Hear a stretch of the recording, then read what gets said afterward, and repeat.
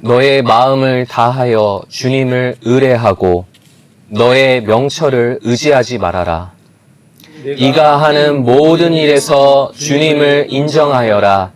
그러면 주님께서 네가 가는 길을 곱게 하실 것이다. 예, 안녕하세요, 여러분. 오늘 주일 아침에 예배를 드리러 먼 길 오시느라 수고 많으셨습니다.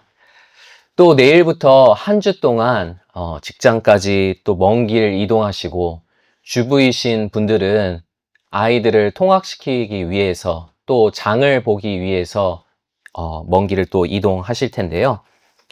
여러분 혹시 이런 생각 해보신 적 있으십니까? 우리는 살면서 도대체 얼마나 긴 거리를 여행하는 걸까라는 질문 말이죠. 우리가 하루에 6, 7천 보씩 걷고 80세 정도까지 산다고 친다면 평생 동안 걷는 거리가 지구를 총 두세 바퀴 정도 걸을 거리라고 합니다. 또 사람마다 편차가 심하긴 하지만 교통수단으로 이동하는 거리까지 합하면 우리가 평생 동안 지구에서 달까지 2번 왕복하고도 남을 거리를 여행한다는 연구 결과가 있습니다. 내가 평소에 별로 안 움직이는 것 같아도 우리 모두는 평생 이렇게 먼 거리를 여행을 하게 되는 것이죠. 그리고 삶이라는 것 자체가 여행, 여정입니다. 우린 학생 때는 대학 입시라는 그런 관문을 향해 갑니다. 성인이 되어서는 취직과 승진이라는 고지를 향해서, 또 노후의 안락한 삶이라는 목적지를 향해서 걷지요. 걷고 또 걷습니다. 그 여행길에서 우린 무엇을 가장 간절히 원할까요? 바로 지도입니다. 우리 인간은 내 앞길에 대해서, 내 미래에 대해서 알고 싶어 하죠. 5년 뒤에 내 모습이 어떨지, 이 사람과 결혼하면 행복할지, 지금 이 주식을 사면 오를지 알고 싶어 합니다. 우리는 확실한 정보를 원하죠. 그런데 방금 읽은 잠언 3장은 우리에게 아주 당혹스러운 요구를 하죠. 3장 5절을 한번 함께 읽을까요? 너는 마음을 다하여 주님을 의뢰하고 너의 명철을 의지하지 말아라. 내 명철을 의지하지 말아라. 네 계산기를 내려놓으라는 겁니다. 네가 그려놓은 인생의 로드맵, 네가 예측한 시나리오를 내려놓으라는 겁니다. 마치 우리가 쥔 인생 지도를 빼앗아 가는 그런 말씀처럼 들리죠. 솔직히 이건 우리한테 위로라기보다 공포로 다가옵니다. 안개 낀 고속도로에서 마치 라이트를 끄고 운전하라는 말처럼 들리죠. 우리는 묻고 싶습니다. 하나님 도대체 왜 지도를 안 주십니까? 왜 제 인생의 다음 페이지를 미리 알려주지 않으십니까? 미리 알면 제가 더 잘 준비하고 실패하지 않을 텐데요. 옛날 사람들은 규율과 규제의 그 사회를 살아갔다 한다면 우리는 지금 능력주의라는 사회 속에서 살아가고 있습니다. 네가 계획하고 노력하면 무엇이든 이룰 수 있다. 우리는 그렇게 배워왔습니다. 그래서 우리는 5년 단위, 심지어 10년 단위까지 장기 계획을 세우고는 하죠. 새해마다 온갖 계획을 마음속에 품습니다. 그런데 통계를 보면 현실은 잔인한데요. 우리가 세운 새해 결심의 보통 80% 이상이 4개월 이내에 실패한다고 합니다. 삶에는 변수들이 참 많죠. 난데없는 팬데믹이 터졌고요. 경제 위기가 닥치죠. 갑작스러운 질병이 찾아오기도 합니다. 그리고 우리가 정성 들여 만든 그런 정교한 지도는 단 한순간에 휴지 조각이 되어버리고 말죠. 그런 때 우린 마치 세상이 무너지는 것처럼 당혹스럽죠. 나는 이렇게 열심히 계획했는데 왜 길을 잃었는가 하고 말이죠. 왜 우리는 인생의 지도에 그렇게 집착하는 걸까요? 이 심리학자 엘렌 랭어라는 사람이 있는데요. 엘렌 랭어가 이와 관련해서 흥미로운 실험 하나를 했습니다. 사람들을 A그룹과 B그룹으로 나누고요. 각 그룹의 사람들에게 로또 복권을 나눠줬습니다. 네. A그룹은 복권 번호를 무작위로 뽑아서 나눠줬고요. B그룹은 그 복권 번호를 자기가 직접 선택하도록 했습니다. 자, 당첨 확률이 A그룹과 B그룹 중 어느 쪽이 높을까요? 무작위로 뽑은 걸 받으나 자기가 직접 고르나 수학적으로 당첨 확률은 똑같죠. 그런데 나중에 엘렌 랭어가 실험 참여자들에게 이렇게 말했습니다. 여러분들에게 나눠준 그 복권을 제가 다시 사드리겠습니다. 그럼 얼마면 파시겠습니까? 이렇게 물었습니다.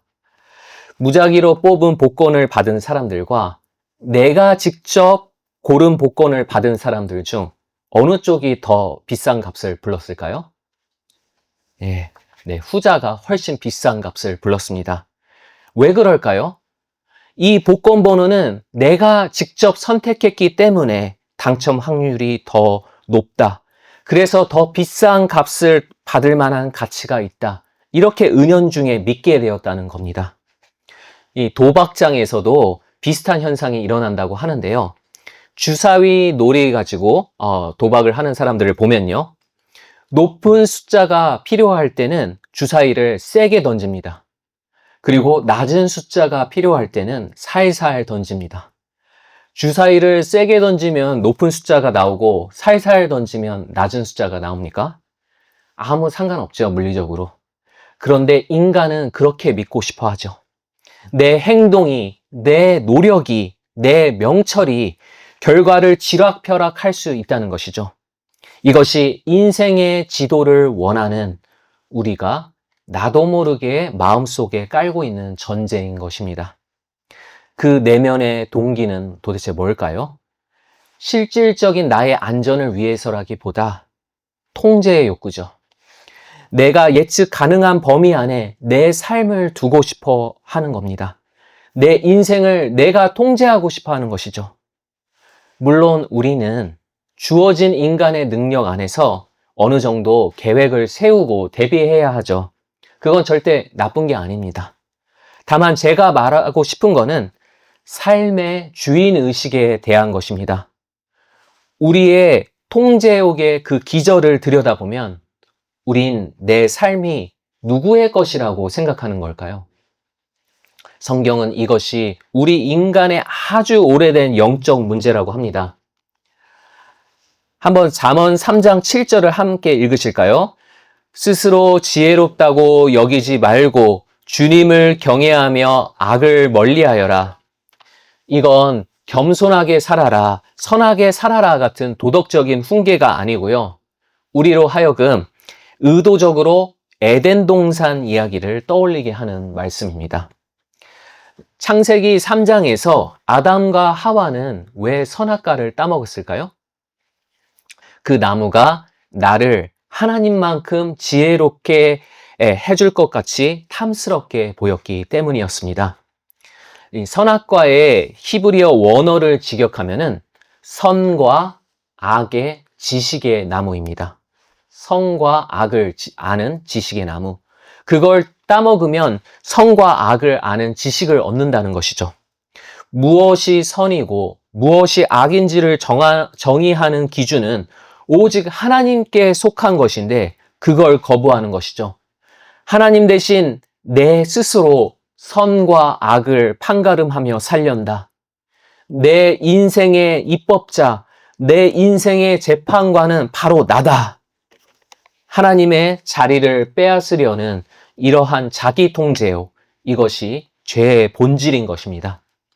그래서 우리는 내 명철, 내 계획, 내 판단을 내려놓지 못합니다. 왜냐하면 내가 여전히 내 인생의 신노릇을 하고 싶어 하기 때문이죠. 우리는 하나님의 인도를 구한다고 말은 합니다. 하지만 실상은 내 계획을 이루기 위한 수단으로 그분을 이용하려 들 때가 많죠. 내가 세운 계획에 하나님이 확인 도장을 찍어주시기를 원합니다. 내가 던진 주사위의 숫자를 6으로 만들어주시길 하나님께 요구하는 것이죠. 우리는 지금 뼈아픈 진실 앞에 서 있습니다.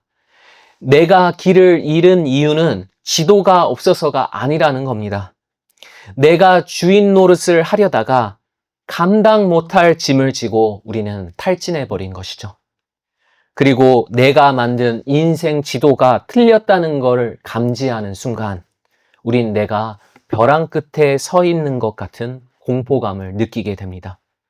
더 이상 한 걸음도 나아갈 수 없을 것만 같은 이 벼랑 끝에서 우린 도대체 어떻게 해야 합니까?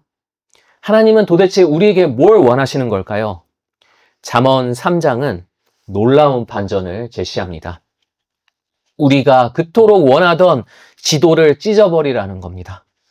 대신에 길잡이의 손을 잡고 가라는 거죠. 지도라는 것은 길이 변하지 않고 고정되어 있을 때만 유용합니다. 어제 있던 그 강물 위의 다리가 오늘은 지형이 무너져 내려서 없어진다면 그 지도는 무용지물이 되고 말죠. 그런데 야생 정글은 어떻습니까? 여러분, 이 동산만 해도 이제 조금만 있으면은 여러 가지 그 풀들과 잡초가 자랄 텐데요. 길이 수시로 바뀝니다. 힘들게 길을 내어도 단 며칠만 지나면 그 자리에 금방 거대한 잡초와 넝쿨이 자라서 길이 없어져 버리죠. 우리의 인생은 야생 정글보다도 더 많은 변수들이 여기저기 자라나기 때문에 그런 곳에서는 지도가 무용지물인 것입니다. 그럴 때 필요한 건 지도가 아닙니다. 정글을 뚫고 길을 만들어낼 수 있는 노련한 길잡이가 필요한 것이죠. 팀 켈러 목사님이 말씀하시기를 하나님은 우리의 바램처럼 미래에 대한 정보를 주시는 분이 아니요. 나와 함께 가자며 손을 내미시는 길잡이이신 것입니다. 5절 말씀은 너의 명철이 아니라 너에게 손을 내민 이 길잡이를 신뢰하라고 가르치는 것이죠. 한번 함께 읽겠습니다. 너의 마음을 다하여 주님을 의뢰하고 너의 명철을 의지하지 말아라. 여기서 후반절에 의지하지 말아라 라는 것이 보이시죠? 여기서 5절 후반절에 의지하다라고 번역된 이 히브리어는 무게를 실어서 기대다라는 뜻을 가지고 있는데요. 사람은 어떨 때 내 무게를 실어서 기대죠? 네, 노인이 지팡이에 몸을 기대어 서 있을 때 그렇죠. 우리는 내 명철이라는 지팡이에 내 삶의 무게를 기대려 한다는 겁니다. 하지만 그 지팡이는 그 무게를 못 견디고 부러지고 말죠. 그리고 우린 꼬꾸라져서 크게 다치게 됩니다. 그렇다면 우린 뭐에 기댈 수 있을까요? 아까 읽었던 그 5절 전반절 말씀은 너의 마음을 다하여 주님을 의뢰하라 라고 합니다. 여기서 의뢰하다 라고 번역된 이 히브리어의 원래 어원은 얼굴을 땅에 대고 엎드리다, 무방비 상태로 눕다 라는 뜻을 가지고 있습니다. 하나님이라는 이 바닥 위에 내 전신을 맡기고 그 바닥 위에 엎드리라는 거죠. 지팡이는 내 몸을 맡기면 맡길수록 부러질 때 더 크게 꼬꾸라집니다. 하지만 바닥 위에 엎드려 있으면 꼬꾸라지지를 않죠. 진정한 의뢰함이라는 건 지팡이를 던져버리고 길잡이 되신 그분께 무방비 상태로 내 모든 삶의 무게를 그분께 기대는 겁니다. 그게 바로 믿음이라는 것이죠. 그럼 우리는 구체적으로 어떻게 엎드려야 할까요? 6절 전반절을 함께 읽겠습니다. 네가 하는 모든 일에서 주님을 인정하여라. 예, 여기서 인정하여라라는 그 히브리어는 야다입니다. 이건 단순히 머리로만 알겠다 하는 것이 아닙니다. 여러분, 남편과 아내가 서로를 어떻게 알아가죠? 서로를 몸으로도 알아가고 마음으로도 알아가고 함께 삶으로써 아는 것처럼 체험적으로 아는 것이 진정 아는 것이죠. 삶을 살아갈 때 지도만 바라볼 것이 아니라 내 손을 잡고 계신 그 길잡이의 얼굴을 바라보면서 그분의 표정을 알라는 것입니다. 그분의 표정. 여러분, 요새는 우리 예인이가 말을 할 줄 알게 되면서 혼자서도 잘 놀게 되었는데요. 지금 뒤를 돌아보시면 혼자 태블릿을 보면서 잘 놀고 있습니다. 그런데 불과 몇 달 전까지만 해도 엄마 바라기였죠. 엄마 바라기. 돌이 지난 아기들은 낯선 상황을 만나면요. 상황 분석부터 하지 않습니다. 엄마 얼굴을 먼저 보죠. 엄마가 웃으면 아기는 절벽이라도 건너려 합니다. 엄마가 겁에 질린 표정을 하면 아기는 멈추죠. 우리는 영적으로 이런 아기들과 같습니다.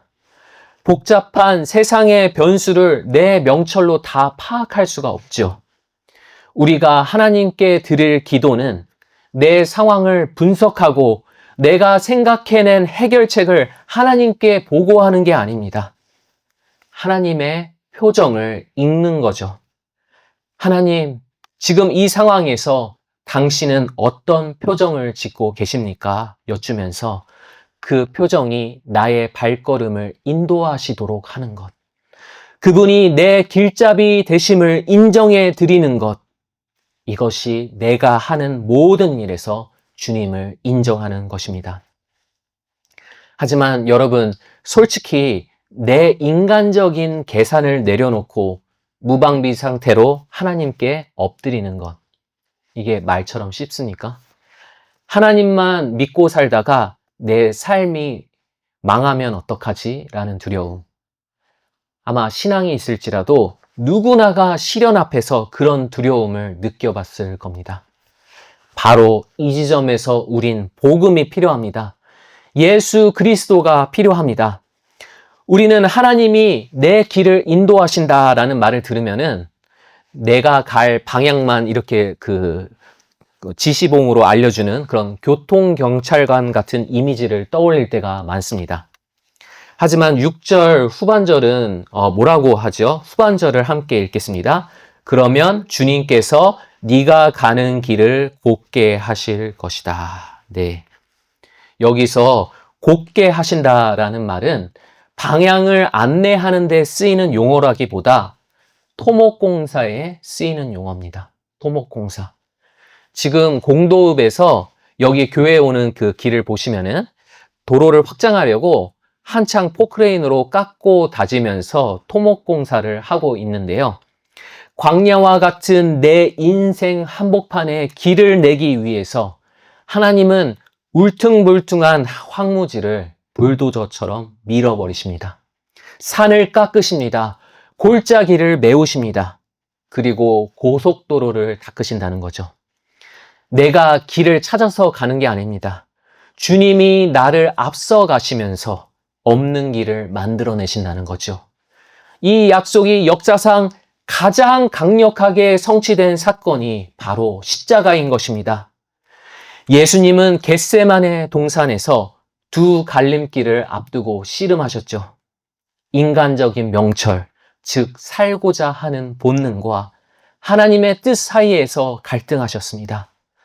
세상의 지도로 보면 십자가는 낭떠러지기였습니다. 패배였습니다. 가장 어리석은 길이었죠. 하지만 예수님은 병사들에게 붙잡히시는 바로 그날 밤에 자신의 명철을 의지하지 않으셨습니다. 대신 뭐라 기도하셨죠? 내 뜻대로 하지 마시고 아버지의 뜻대로 해주십시오. 예수님은 아버지께 온몸으로 엎드리셨습니다. 아버지의 표정을 보고 죽음이라는 절벽 아래 자신을 던지신 것이죠. 이 기독교 작가 중에서 헨리 나우엔이라는 분을 아마 여러분 잘 아실 겁니다. 헨리 나우엔은 이것을 서커스의 공중근해에 비유했는데요. 나우엔에게는 서커스단 단장을 맡고 있는 친구가 한 명이 있었습니다. 어느 날 나우엔은 이 공중근해에 대해서 그 친구와 이야기를 나누고 있었는데요. 그는 나우엔에게 이런 질문을 했다고 합니다. 공중근해에 있어서 가장 최악의 행동이 뭔 줄 알아? 여러분, 뭐일 것 같으세요? 최악의 행동. 그가 말하기를 가장 최악의 행동은 이 날아가는 사람이 자기를 잡아줄 캐쳐를 믿지 못해서 내 힘으로 그 사람의 손목을 잡으려 애쓰는 겁니다. 그러면 날아가는 사람의 체중이 이 캐쳐의 손목에 온전히 실려버려서 그 손목뼈가 부러져 버리고 둘 다 떨어져 죽게 된다는 거죠. 날아가는 사람은 그저 팔을 벌리면 됩니다. 그리고 캐쳐가 나를 낚아채 줄 것을 신뢰하고 공중에서 기다리면 되는 것이죠. 우리 죄인은 인생의 고개 가운데 나를 잡아주실 그분을 신뢰하지 못하고 온몸을 맡기지 못하고 스스로 죽음에 이를 운명에 있었습니다. 하지만 예수님은 그런 우리를 대신해서 당신의 모든 걸 던지셨습니다. 당신이 죽음의 심연에 빠질지라도 그곳에서 나의 손을 잡아 끌어올려 주실 하늘 아버지를 신뢰하셨던 거죠. 세상은 그 십자가를 가장 미련한 길이라 비웃었지만 하나님은 아들의 그 미련한 신뢰를 통해서 우리의 죄가 쌓아버린 그 높은 벽을 다 허무셨습니다. 세상을 구원하는 가장 위대하고 고든 생명의 길을 내신 것이죠. 예수님께서 십자가 위에서 팔을 벌리고 자신을 던지셨기에 이제 우리는 길을 잃어도 절망하지 않습니다. 헤매도 주저하지 않습니다. 심지어 내 어리석은 명철 때문에 엉뚱한 길로 들어섰을 때조차도요. 왜냐하면 내 인생의 캐쳐이신 주님이 나를 위해서 내가 가야 할 길 그 자체가 되어주셨기 때문입니다. 그분은 내가 실수한 그 자리에도 길을 내십니다. 내가 넘어진 그 골짜기조차 메우십니다. 모든 것이 합력하여 선을 이루도록 하시죠. 그분은 전능하신 토목기사이신 것입니다. 그러므로 우리는 알 수 없는 내일의 여정은 그분께 맡기고 지금 내게 주어진 오늘 하루에 충실할 수 있는 것이죠. 이것이 성경이 가르치는 신뢰로 오늘을 사는 지혜인 것입니다. 제가 이전에 몇 번 언급한 적이 있는 홀로코스트의 생존자 이 코리 여사를 아마 여러분 기억하실 겁니다. 그녀가 만으로 5살 때의 일화인데요. 그녀는 이웃집 아기가 질병으로 가엾게 죽은 걸 보게 되었습니다. 그리고 그 어린 나이, 5살의 나이에 죽음이 너무 두려워졌죠. 그녀는 울면서 아버지에게 물었습니다. 아빠, 나는 죽음이 너무 무서워요. 어떡하죠? 그러자 아버지가 묻죠. 코리야, 우리가 기차 여행을 할 때 아빠가 기차표를 너한테 언제 주니? 3주 전에 미리 주니? 코리가 대답합니다. 아니요, 기차 타기 직전에요. 아버지가 말합니다. 맞다. 하나님 아버지도 똑같으시다. 네가 아직 죽음이라는 기차를 타기엔 이르기 때문에 지금은 기차표를 안 주시는 거야. 하지만 네가 언젠가 그 기차를 타야 할 때가 오면 하나님은 딱 제 시간에 너에게 필요한 용기와 믿음이라는 표를 주실 거다. 그러니까 지금부터 미리 걱정하지 말거라. 이렇게 말했습니다. 우리도 코리와 같을 때가 많죠. 아직 일어나지도 않은 최악의 상황을 상상하면서 그런 일이 언젠가 내게 닥칠 것을 두려워합니다. 그리고 자꾸 미래의 지도를 가지려 하죠. 10년치 기차표를 미리 주머니에 넣어두어야 안심이 될 것 같습니다.